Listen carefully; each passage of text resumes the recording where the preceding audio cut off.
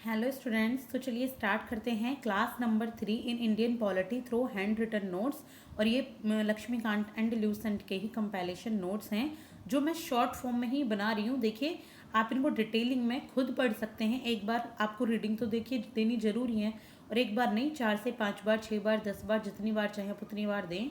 लेकिन मेरा मकसद सिर्फ आपको इतना है कि मैं आपको इन चीज़ों को थोड़ा सा ना बेस क्लियर करूं और थोड़ा सा आपके लिए इजी बना दूं। तो मैं यहाँ पर ना ही कोई प्रमोशन कर रही हूँ इन बुक्स का, मैं सिर्फ आपको कंट्रीब्यूट कर रही हूँ आपके एग्ज़ाम में, ताकि थोड़े से इजी रहें आपके लिए। तो चलिए स्टार्ट करते हैं। क्लास नंबर 3 में हम पढ़ेंगे important committees of constitutional assembly. देखिए, कुछ कमेटीज़ बनती हैं। कोई भी असेंबली अगर हो रही है, आप कोई भी एक ठोस कदम उठा रहे हैं, कोई भी बड़ा कदम, तो पहले आप असेंबली बनाएंगे ना, आप लोगों से उसके बारे में सलाह करेंगे।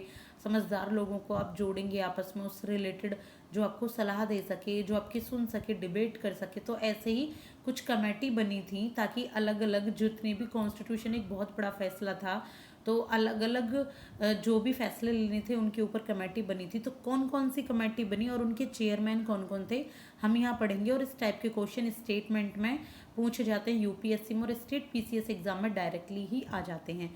तो चलिए स्टार्ट करते हैं। तो कमेटी नेम देखेंगे सबसे पहले हम, और फिर देखेंगे उनके चेयरमैन। तो फर्स्टली जो कमेटी है, committee on rules of procedure, ये 4 कमेटी हैं जिनके चेयरमैन थे डॉक्टर राजेंद्र प्रसाद। कौन कौन सी हैं?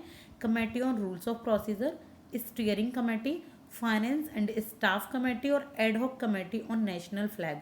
यानी कि जो नेशनल फ्लैग से रिलेटेड डिसीजन लेने थे वो कमेटी, फाइनेंस और स्टाफ क्या क्या होना चाहिए वो कमेटी, एक स्टीयरिंग कमेटी, और क्या प्रोसीजर होने चाहिए, रूल्स क्या होने चाहिए थे उनकी।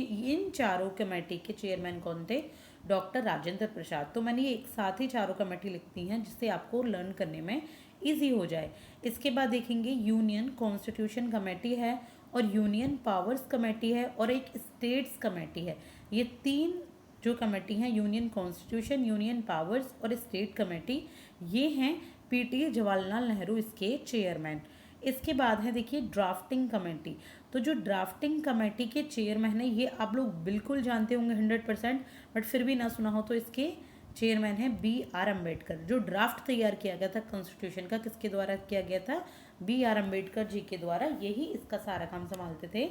इसके बाद देखेंगे advisory committee on fundamental rights, minorities, tribal and excluded areas. कौन सी? जो एडवाइजरी कमेटी होती है किससे related? Fundamental rights, minorities, tribal और एक्सक्लूडेड एरियाज़। यानी कि जो एरियाज़ ना इंक्लूड ही नहीं थे, और जो माइनॉरिटीज़ लोग थे, ट्राइबल लोग थे, जो इस जिनको नहीं काउंट करते थे नॉर्मल जनरल पीपल में, तो उनकी जो कमेटी बनी, उनके चेयरमैन थे सरदार पटेल। कौन थे? सरदार पटेल, ये ब्लू वाले कलर में। इसके बाद number 10 is committee on function of constitutional assembly. तो जो जितना भी कॉन्स्टिट्यूशन असेंबली का काम होता था, फंक्शन होता था, उसको कौन देखते थे? कौन थे उसके चेयरमैन? ये चेयरमैन थे GV मावलंकर। कौन थे? GV मावलंकर। अगर मुझसे प्रोनाउंस करने में कोई प्रॉब्लम हो रही तो please, I am sorry to it. इसके बाद देखिए 11 है हाउस कमेटी। हाउस कमेटी के जो चेयरमैन थे वो थे B पट्टवी सीतारमैया। कौन थे? B पट्टवी सीतारमैया, हाउस कमेटी के।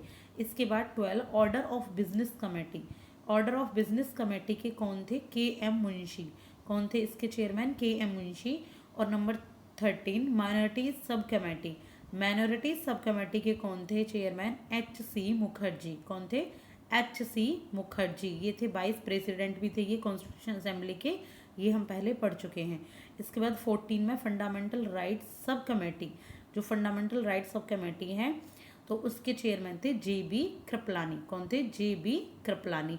तो ये थी इंपॉर्टेंट कमेटीज कॉन्स्टिट्यूशनल असेंबली की। इसके बाद नेक्स्ट जो हम शुरू करेंगे वो हम शुरू करेंगे सोर्सेज ऑफ इंडियन कॉन्स्टिट्यूशन। तो प्लीज़ देखना मत भूलिएगा। Like and subscribe for more video. Thank you so much.